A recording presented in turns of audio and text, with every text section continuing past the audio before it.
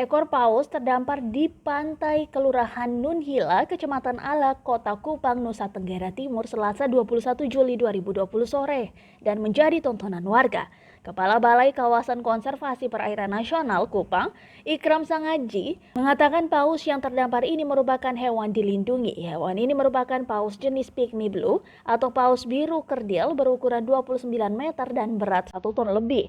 Bagaimana penampakan ikan raksasa ini? Simak selengkapnya dalam video berikut.